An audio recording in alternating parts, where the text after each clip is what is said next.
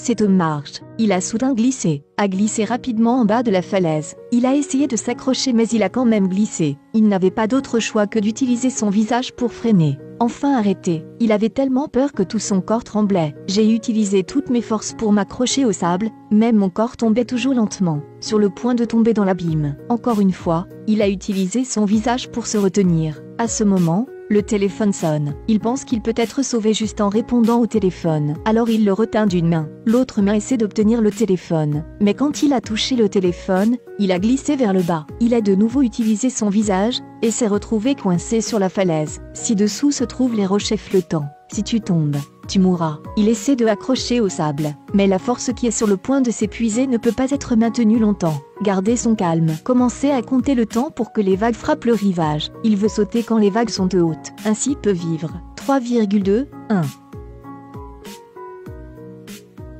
Heureusement, il est tombé là où il n'y avait pas de rocher. Mais il a sauté d'une hauteur alors il a touché le fond. Il a fait de son mieux pour immerger. Puis ramper sur un rocher. Il vérifie le corps. Pas de blessé grave. Il est sur le point de se lever. Soudainement,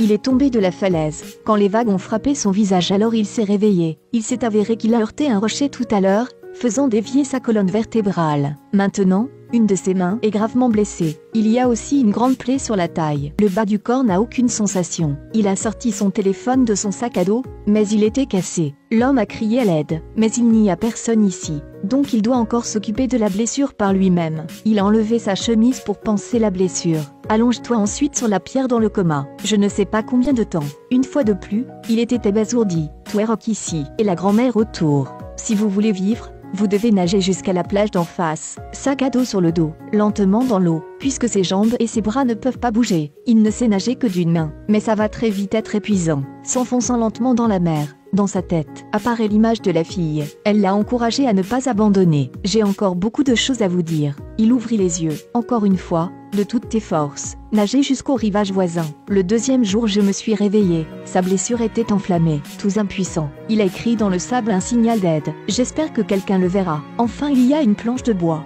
lavée à terre par les vagues. Il essaie de ramper pour le ramasser. Mais il y a eu une vague puissante. Lassement dans le corail. Les vagues se succèdent. Traîne-le dans la mer. Quand il se réveilla à nouveau, tiré dans les profondeurs, il a utilisé toutes ses forces pour retourner sur le rivage. Enfin, en utilisant le sac à dos pour s'accrocher à la falaise, vous êtes temporairement en sécurité. À ce moment, il a vu un avion dans le ciel. Il a crié fort à l'aide, mais l'avion ne l'a pas vu. L'homme qui est resté sur la falaise un jour et une nuit. L'oiseau se mit à picorer sa blessure. La douleur le réveille. Il n'est pas encore mort. Il a débouclé son sac à dos, tombant lourdement au sol. L'homme est tombé de la falaise lorsque sa colonne vertébrale était mal alignée. Il ne peut ramper qu'avec ses mains, en voyant un bidon d'eau. Mais l'intérieur est vide. Cela fait 2 jours sans eau potable. Sensation d'un bras douloureux. Il s'est avéré que c'était un crochet pris dans la main. Il a sorti le crochet, et est tombé dans le coma peu de temps après. Quand il se réveille, il voit beaucoup d'étoiles dans le ciel. Dans l'illusion il y a un grand repas. Invitez-le à manger. Mais la réalité le réveille. L'homme a rampé dans une crevasse dans la roche. Trouvé un rouleau de papier d'aluminium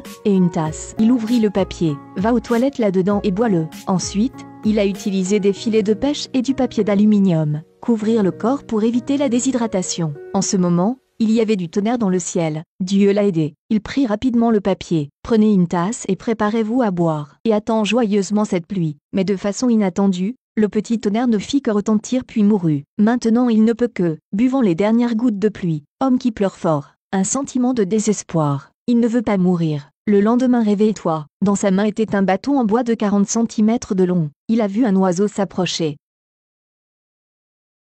Échoué. Il l'a rappelé bruyamment. Je vais te battre à mort. Soudain, le téléphone sonna. Il y a enfin l'espoir d'être sauvé. Il creuse du sable pour récupérer son téléphone, suppliant constamment l'aide des parents. Mais ils n'ont pas entendu. Ne vous répond pas. Il s'avère que ce n'était qu'une vidéo enregistrée. L'espoir vient de briller. Désespéré encore. Il m'a vu avant. Se préparer au skate avec des amis proches. Il a de nouveau écrit un signal de détresse, et s'est endormi. Soudain, il a vu quelque chose dans la mer, comme un petit bateau. Il se rapprocha de toutes ses forces. Tenir la planche de bois. Il a risqué sa vie pour nager jusqu'à ce bateau. Mais en mer il n'y a rien. Serait-ce votre illusion? Il a encore perdu espoir, tombant une fois de plus dans la mer profonde. Juste en ce moment, une grande ombre apparut au-dessus de sa tête. Pas de poisson. C'est le bateau que tu vois. Il a été sauvé. C'est une histoire vraie. Il a traversé le danger, et a finalement été sauvé. Il n'a pas de secret ni de super pouvoir, mais compte sur la ténacité pour ne pas abandonner. S'il vous plaît, laissez votre commentaire et cliquez sur suivez-moi.